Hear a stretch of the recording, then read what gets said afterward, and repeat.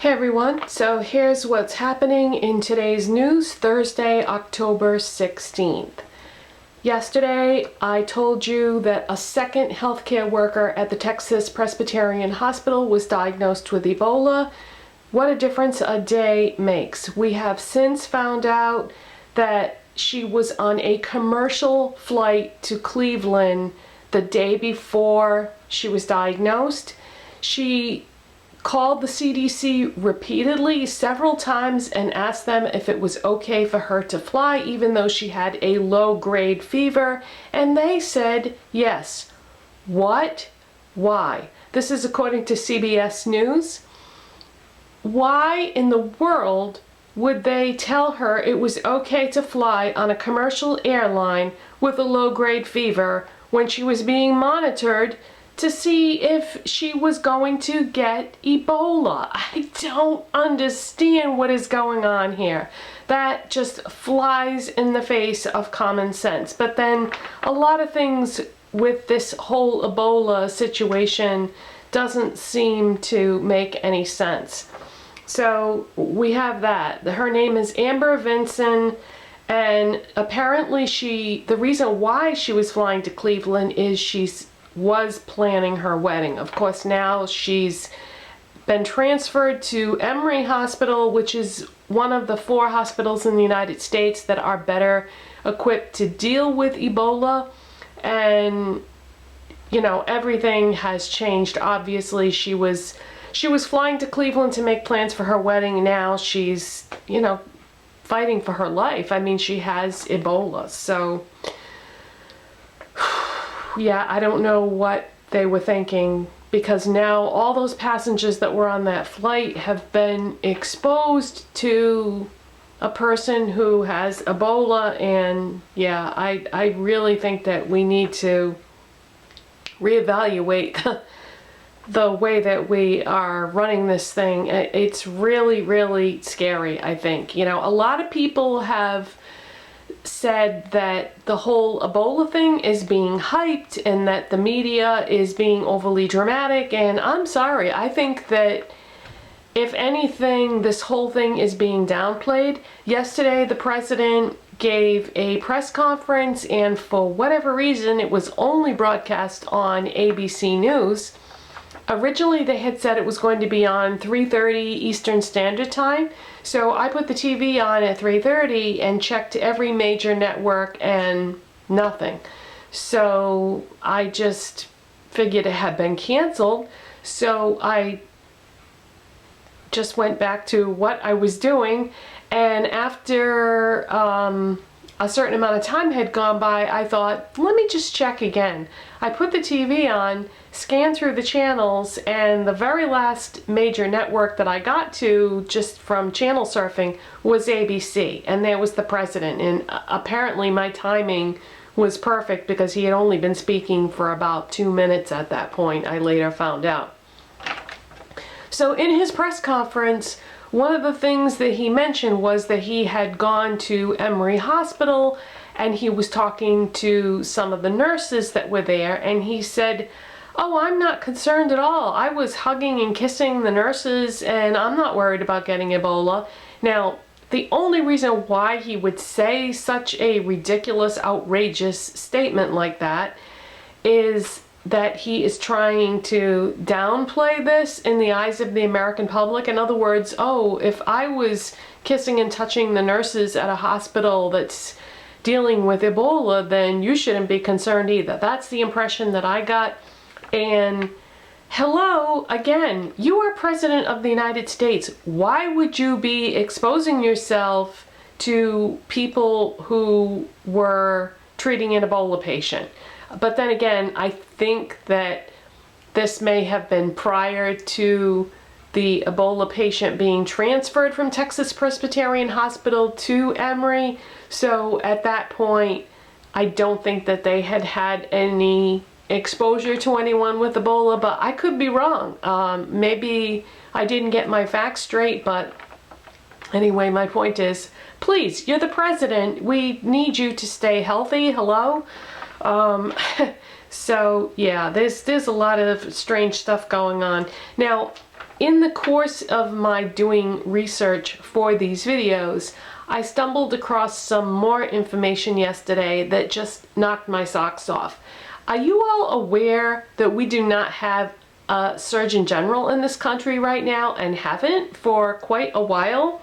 Apparently, the last Surgeon General that we had was Regina Benjamin, and she served in that capacity from 2009 to 2013. Since that time, we've had an acting Surgeon General, but not an official one, and so it doesn't work in quite the same way. And apparently the reason why we still don't have one after all this time is because of a dispute for the nomination that President Obama, the person that he had nominated, he didn't get Senate confirmation because there was a dispute about it. So if that's the case, then can we please nominate someone else or push this confirmation through? Because I think that it's important with what is going on right now that we get a Surgeon General in this country.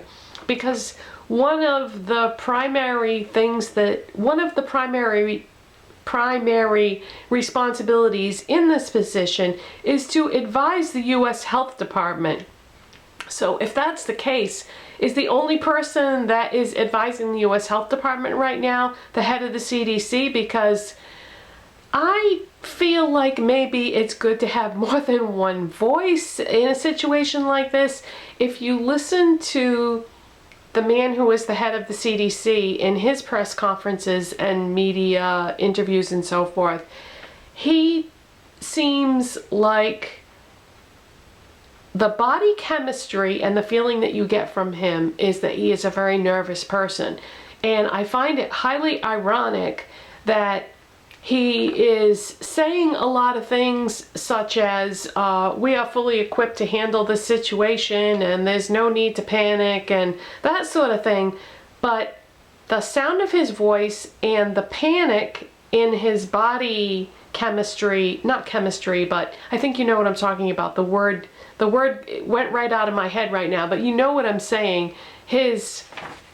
The way he's presenting himself says one thing, and then the words coming out of his mouth say something else. I feel like the officials, whether it be the president, the head of the CDC, the people at the hospitals, in an official capacity, they're saying one thing, but all the signs are telling us something completely different. Now, I know there are other things going on in the world to be concerned about, but this could get out of hand faster. I mean, look at just what has happened in the last 24 hours since I made my last video. I think that we really need to address this in a different way. Getting a new Surgeon General in place in an official capacity would be a good start. So let's see, I think I have covered everything that I've got in my notes here. I'll tell you, this is a lot different than doing beauty videos. I have over 1,000 beauty videos on YouTube, and doing those was a piece of cake compared to doing something like this. And I gotta tell you, I'm really enjoying it. And I feel like this is so much more important and significant than what I was doing.